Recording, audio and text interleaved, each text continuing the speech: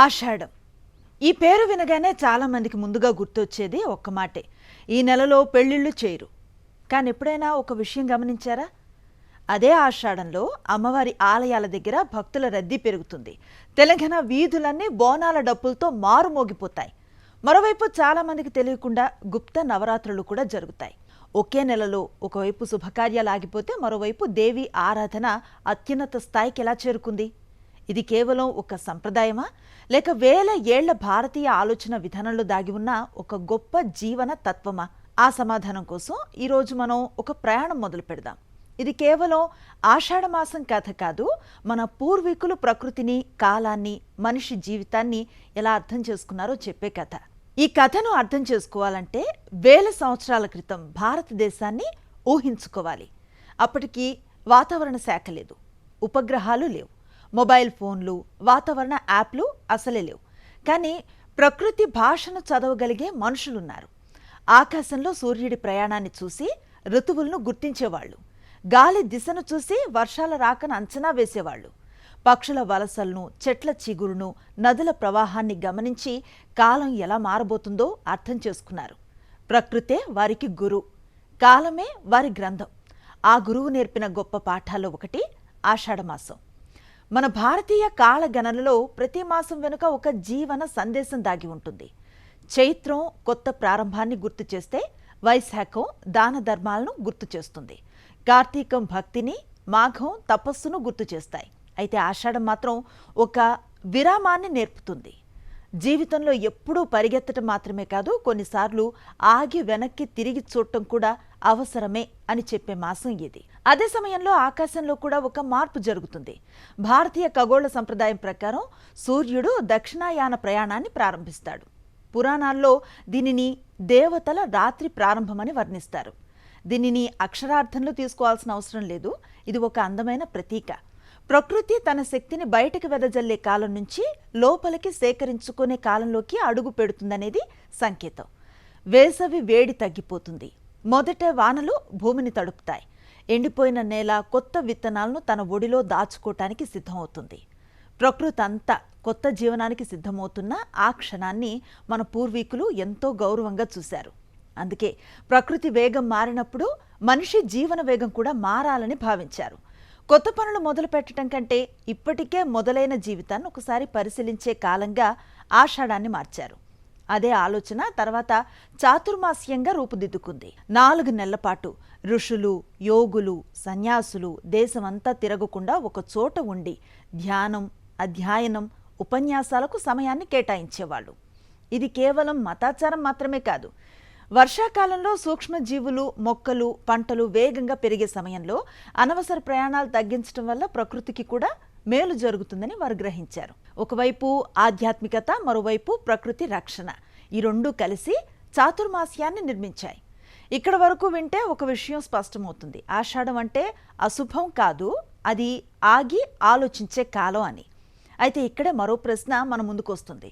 కొత్త కార్యక్రమాలను తగ్గించమని చెప్పిన అదే సంప్రదాయం ఎందుకు ఈ కాలంలో దేవీ ఆరాధనకు అత్యంత ప్రాధాన్యతనిచ్చింది? ఎందుకు ఈ నెలలో గుప్త నవరాత్రులు వస్తాయి? ఎందుకు తెలంగాణ మొత్తం బోనాల సంబరాల్లో మునిగిపోతుంది? ఈ ప్రశ్నలకు సమాధానం దొరికినప్పుడు ఆషాఢం గురించి మనం ఇప్పటివరకు విన్న అనేక అభిప్రాయాలు కొత్త అర్థాన్ని సంతరించుకుంటాయి. మనం చిన్నప్పటి నుంచి నవరాత్రులంటే ఆశ్వయుజ మాసంలో జరిగే దసరా నవరాత్రులే అని తెలుసుకుంటూ పెరిగాం కదా. 9 రోజులు 9 అలంకారాలు, దుర్గాదేవి ఆరాధన, విజయదశమితో ముగిసే మహోత్సవం. కానీ భారతీయ శక్తి సంప్రదాయం అంతటితో ఆగిపోలేదు. ఏడాదిలో 4 నవరాత్రులను ప్రస్తావించే సంప్రదాయాలున్నాయి. వాటిల్లో ప్రజలకు ఎక్కువగా తెలిసింది శారదా నవరాత్రులు, చైత్ర నవరాత్రులు. అయితే మిగిలిన 2 నవరాత్రులు మాత్రం ఎక్కువగా ప్రచారంలోకి రాలేదు. అందులో ఒకటే ఆషాఢంలో వచ్చే గుప్త నవరాత్రులు.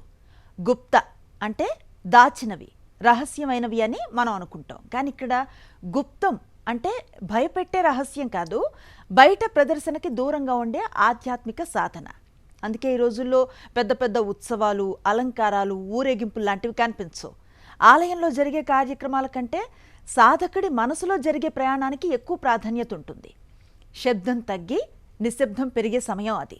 బయట ప్రపంచాన్ని గెలవటం కంటే మనసును గెలవటం ముఖ్యమని గుర్తు చేసే కాలం. ఇక్కడ ఒక ఆసక్తికరమైన విషయం ఉంది. భారతీయ తత్వశాస్త్రంలో శక్తి అంటే కేవలం బలం కాదు, సృష్టిని కదిలించే చైతన్యం. ఒక చిన్న విత్తనం మహావృక్షంగా మారే శక్తి, మేఘం వర్షంగా మారే శక్తి, తల్లి గర్భంలో ఒక జీవం రూపుదిద్దుకునే శక్తి, ఇవన్నీ అదే పరాశక్తి వ్యక్తీకరణలుగా మన పూర్వీకులు చూశారు. అందుకే దేవిని కేవలం ఒక విగ్రహంలా కాకుండా విశ్వాన్ని నడిపించే మూల శక్తిగా ఆరాధించేవారు. శాక్త సంప్రదాయంలో ఈ భావన మరింత విస్తరించింది. ఆది పరాశక్తి అనేక రూపాల్లో వ్యక్తమవుతుందని విశ్వసించారు. అందులో అత్యంత ప్రాధాన్యత పొందినవే దశ మహావిద్యలు. కాలాన్ని అధిగమించే శక్తికి ప్రతీకగా నిలిస్తే తార జ్ఞానానికి మార్గదర్శకరాలిగా భావింపబడింది. త్రిపుర సుందరి సృష్టి సౌందర్యాన్ని సూచిస్తే భువనేశ్వరి విశ్వమాతగా ఆరాధించబడింది. భైరవి, చిన్నమస్త, ధూమావతి, భగలాముఖి, మాతంగి, కమలాత్మిక ఈ రూపాలన్నీ భయపెట్టడానికి సృష్టించబడ్డవి కావు.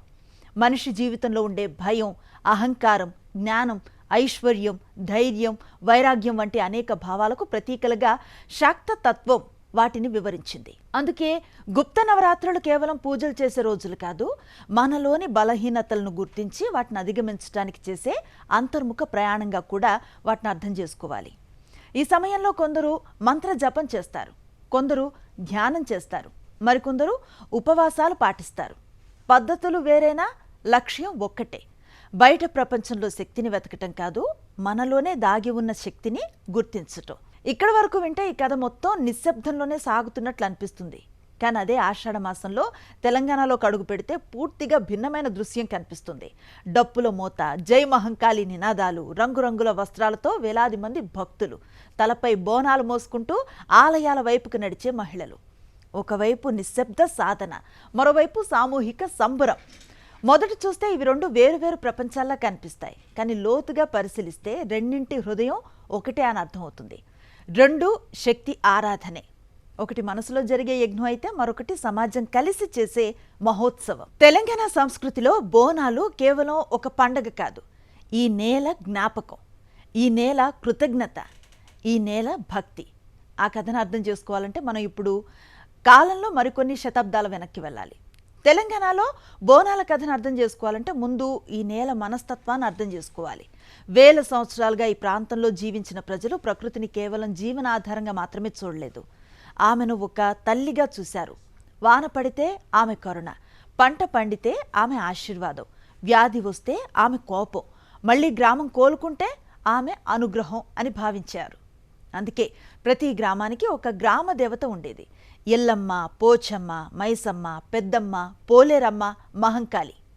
పేర్లు మారినా భావం ఒక్కటే, ఈ ఊరిని కాపాడే తల్లి అని. వేద సంప్రదాయాలు భారతదేశమంతా విస్తరించే ముందు నుంచే మాతృదేవతల ఆరాధన అనేక ప్రాంతాల్లో ఉండేదని పురావస్తు పరిశోధనలు, చరిత్రకారుల అభిప్రాయాలు సూచిస్తున్నాయి.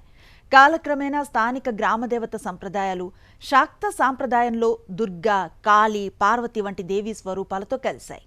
అందుకే ఈరోజు మనం చూసే అమ్మవారి ఆరాధనలో ఒకేసారి జానపద సంస్కృతి కూడా కనిపిస్తుంది, పురాణ సంప్రదాయం కూడా కనిపిస్తుంది. ఇదే భారతీయ సంస్కృతి ప్రత్యేకత. పాతదాన్ని చెరిపేలేదు, కొత్తదాన్ని బలవంతంగా రుద్దనూ లేదు. రెండింటినీ కలిపి ఒక సజీవమైన సంప్రదాయాన్ని నిర్మించింది. ఇప్పుడు మనం తరచుగా వినే ఉజ్జయిని మహంకాళి కథనం దగ్గరకు వద్దాం. బోనాల చరిత్రలో అత్యంత ప్రసిద్ధమైన కథనం 1813 సంవత్సరానికి సంబంధించింది. ఆ కాలంలో హైదరాబాద్ ప్రాంతంలో తీవ్రమైన అంటువ్యాధి వ్యాపించిందని చెప్తారు.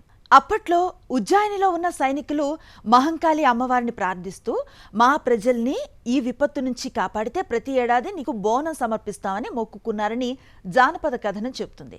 ఆ తర్వాత వ్యాధి తగ్గిన అనంతరం సికింద్రాబాద్లో ఉజ్జయిని మహంకాళి ఆలయంలో బోనం సమర్పించడం ప్రారంభమైందని విశ్వసిస్తారు. ఈ కథనం బోనాల పండుగతో బలంగా ముడిపడి ఉన్నప్పటికీ గ్రామదేవతల ఆరాధన సంప్రదాయం మాత్రం దీనికంటే ఎంతో పురాతనమని అనేక పరిశోధకులు అభిప్రాయపడుతున్నారు. అందుకే బోనాల్ని ఒక సంఘటనతో ప్రారంభమైన పండుగగా కాకుండా శతాబ్దాలుగా రూపాంతరం చెందుతూ వచ్చిన ఒక సాంస్కృతిక ప్రవాహంగా చూడటం మరింత సముచితం. అసలు బోనం అంటే ఏంటి? చాలామంది దాన్ని ఒక ఆచారంగా మాత్రమే చూస్తారు. కానీ ఆ పదం వెనుక కూడా ఒక అందమైన భావం ఉంది. భోజనం అనే పదం నుంచే బోనం అనే పదం వచ్చిందని భాషా పరిశోధకులు చెప్తారు.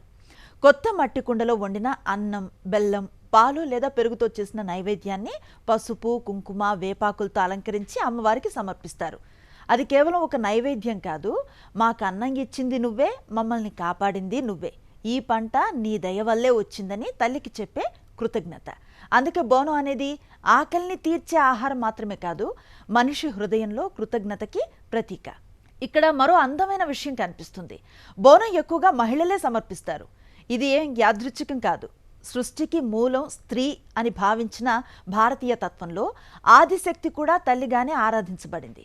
ఒక తల్లి మరో తల్లికి ప్రేమతో వండిపెట్టిన అన్నాన్ని సమర్పించడం వెనుక ఉన్న భావం ఈ పండుగకు మరింత ఆత్మీయతను ఇస్తుంది. తలపై బోనం మోసుకుంటూ నడిచే ప్రతి మహిళ తన కుటుంబం తరపున మాత్రమే కాదు, తన గ్రామం తన సమాజం తరపున కూడా కృతజ్ఞతను వ్యక్తపరుస్తుంది అనే భావన ఈ సంప్రదాయంలో కనిపిస్తుంది. ప్రారంభంలో ఒక ఇంటి గురించి చెప్పాం, గుర్తుందా? ఆషాఢం వచ్చిందనే కారణంతో అక్కడ పెళ్లి వాయిదా పడిందని. ఇప్పుడు మరోసారి ఆ ఇంటి ముందుకు వెళదాం. ఆషాఢం ముగిసింది, మళ్ళీ శుభముహూర్తాలు వచ్చాయి, పెళ్లి కూడా జరిగింది. అంటే ఆషాఢం ఎవరి ఆనందాన్ని ఆపలేదు, కేవలం కొద్దిసేపు ఆగి జీవితాన్ని మరో కోణంలో చూడమని మాత్రమే చెప్పింది. బహుశా అందుకేనేమో ఒకవైపు గుప్త నవరాత్రులు నిశ్శబ్దంలో శక్తిని వెతకమని చెప్తే, మరోవైపు బోనాలు కృతజ్ఞతను ఒక పండగలా వ్యక్తపరచడం నేర్పిస్తాయి. మార్గాలు వేరు, కానీ రెండూ చివరికి ఒకే విషయాన్ని గుర్తు చేస్తాయి: మనిషి ప్రకృతికి వేరుగా కాదు, ప్రకృతిలో ఒక భాగమని. కాబట్టి ఇకపై ఆషాఢం అంటే కేవలం ఈ నెలలో పెళ్లిళ్ళు చేయరు అనే మాట మాత్రమే గుర్తుకు రాకూడదు. ప్రకృతిని గౌరవించటం, శక్తిని ఆరాధించటం, మన మూలాలను గుర్తు చేసుకోవటం కూడా గుర్తుకు రావాలి. ఎందుకంటే సంప్రదాయాలు గతాన్ని బంధించి ఉంచటానికి కాదు, గతం ఇచ్చిన జ్ఞానాన్ని భవిష్యత్తుకు అందించడానికి పుట్టాయి. మరో ఆసక్తికరమైన భారతీయ సంప్రదాయం వెనుక ఉన్న కథతో మళ్ళీ కలుద్దాం. నమస్తే.